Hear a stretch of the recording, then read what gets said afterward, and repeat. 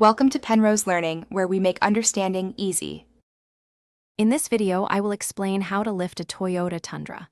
First, you'll want to determine your desired lift height, whether it's a subtle 2-inch increase or a more substantial 3-inch lift. Different kits offer various benefits, so understanding your goals is key. We'll cover the common types of lift kits available and what each entails for your Tundra's performance and appearance. This initial planning ensures you choose the right path for your truck. When choosing a lift kit, you'll encounter several options. Leveling kits are great for evening out your Tundra's stance, usually adding 1 to 2 inches in the front. Spacer lifts are a cost-effective way to achieve a 2 to 3-inch lift.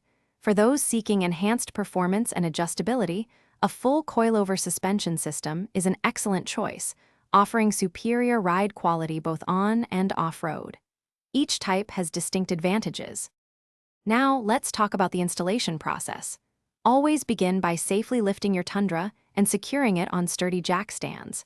You'll need to disconnect various suspension components, such as the sway bar links and shock absorbers, to make room for the new parts.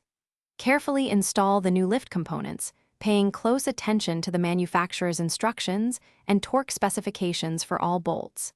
Safety is paramount during this process. After your lift kit is installed, there are a few crucial steps to complete. It's essential to get a professional wheel alignment to correct any changes in your Tundra's suspension geometry. Also, after driving a short distance, recheck all the fasteners to ensure they are still torqued correctly.